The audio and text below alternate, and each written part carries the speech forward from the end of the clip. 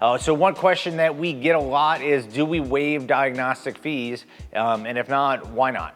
And the quick answer is no, we do not. The reason behind that is, if we break down what we actually do in a diagnostic, we've got a technician who's got months or years into training into this trade.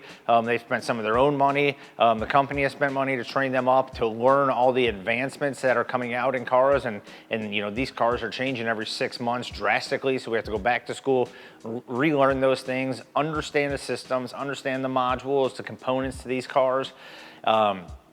Next is, the technician is going to go on a test drive. Sometimes these are a 5-mile test drive. Sometimes it has to be a 20-mile test drive to get the car to act up and to understand what's going on. We're going to have to spend time probably probing some wires and hooking up scopes to it so that we can actually monitor the sensors in real time what's going on.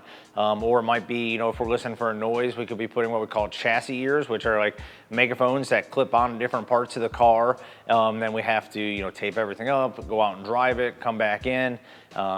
And there's a lot involved in there. So just in that portion alone, plus if we're getting into something like electrical that we have to trace wiring, we have to get into it. There's just so much time involved into it. It's not just that magic box that we're plugging in and a little voice is coming up saying, hey, just replace this part. But we have to actually go through and test every component of that system, and it just takes time. Time that we pay a technician to go through.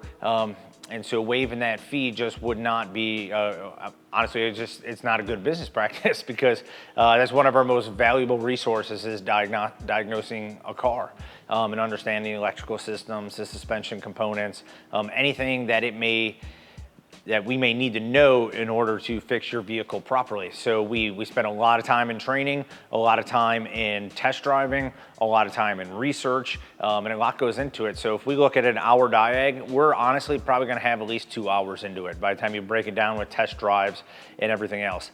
So there's a lot of time, a lot of company time, a lot of individual time into these diagnoses to get it right, to get all the information and get you taken care of right the first time. So I hope that helped, but that is why we do not waive diagnostic fees. If you like this video, make sure you like and subscribe to it. We're gonna get more out to you. Stay tuned. Thanks, everyone. Hey everybody, thanks for watching that video. Don't forget to click and subscribe to this channel to get more information, or click over here and watch our next video.